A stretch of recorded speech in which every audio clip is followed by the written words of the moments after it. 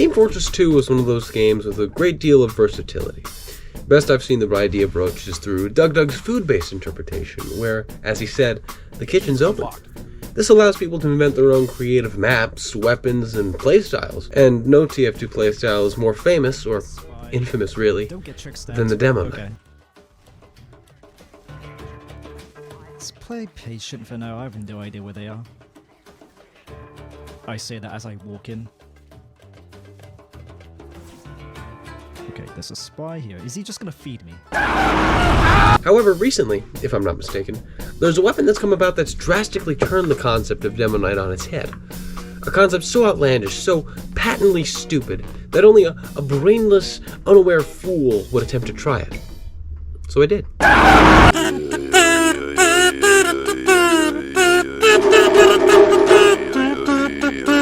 Let's start with the basic loadout of the Demo Night.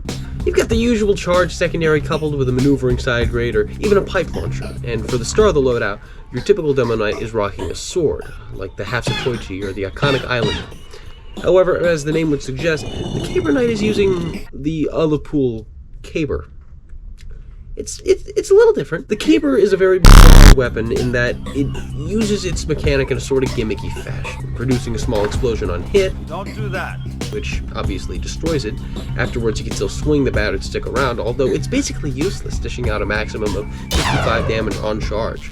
According to the local authority on all things Demo Night, the average damage the first Caber hit can do is somewhere between 117 and 127. This means that it can't usually get the job done all on its own, unless you get a lucky hit on a scout or anyone else with average health, like an engineer, sniper, or spy. This is a big reason I try to stick with the pipe launcher whenever I play Caberknight. It helps you give a little bit of wiggle room between hits in the old round table strategy. Run away! Run away! Run away! Now, I'm sure this all sounds very interesting, or at the very least curious, but maybe you're wondering how to play the Caberknight optimally. That's the neat part. You don't. The Caber is practically stupid by design, and it is very hard to optimalize stupid. The best you can do is look for individual cases where it can be effective, whereas on the whole, it does not contribute much. The authority on all things Demo Night has issued viable scenarios, such as Caber jumps and C-tapping, but that sounds like work. And I'm not playing a video game to do work. I'm playing a video game to do funny nonsense and explode myself. That said, if you did want to actually play the game with this thing and not just stick around, there was a vague strategy that usually worked. Why didn't I do this instead of air quotes?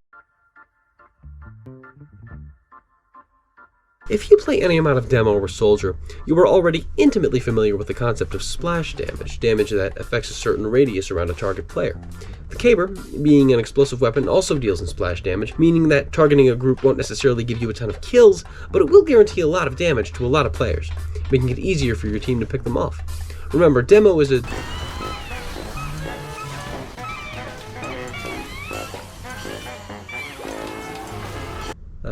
defense class, so using more supportive and defensive strategies really fits the meta. Like with regular Demo, dispensers are a great target for the Caber, especially if you can hit it dead on.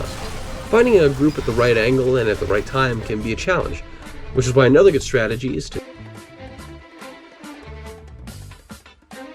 I'm not sure if this really counts as a strategy or just not being dumb, but if you take a second and scout out the flank, look for a group or even just one preoccupied schmuck in the charge range, you just get a free kill. I can't count the number of times I've just come to a dead stop, waited for an opening, and just... As successful as I've been in the strategy, it tends to be a breeding ground for chronic spy syndrome, which kind of makes sense since the strategy is especially effective if you're working from behind. My third strategy is a bit out there, but simpler than you might think. All you have to do... You may have noticed the subtle foreshadowing I laid out about coupling the Caber with the pipe launcher for getting out of tough situations. This is because the majority of kills I've gotten come from pipes. No, I'm not kidding, look at these clips. So King of the Hill, Egypt, I lock target, charge in, sentry saves him. I approach with the pipes, and a medic.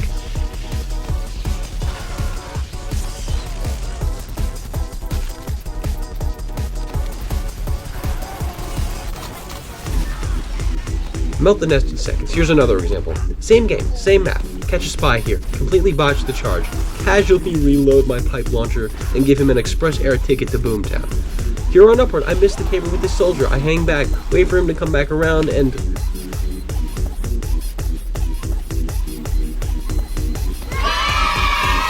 It's just that easy. Now I know what you're thinking. That's not really a Demo Knight loadout. Well, guess what, fucknuts? The Caber's not a real Demo Knight weapon. You see anyone praising the Caber's design as intuitive or interesting or good? No! They're talking about how absolutely ridiculous it is, because it is ridiculous. And you know what? I'm proud of it. I am damn proud that I am beating people over the head with this oblong hunk of garbage, because it makes me laugh. It's a fun, funny weapon, and it doesn't need to be functional to be either. If you're not enjoying the game you're playing, it's just a job that you're not getting paid to do. So if you're one of those competitive types who really only gets into games for that victorious euphoria or whatever you call it, find a game or even a play style that forces you to relax, to not worry about kill streaks or death ratios or whatever it is you're trying to perfect. Every now and then just take a second to be stupid and silly, because you can't possibly take yourself seriously all the time. Thank you for watching.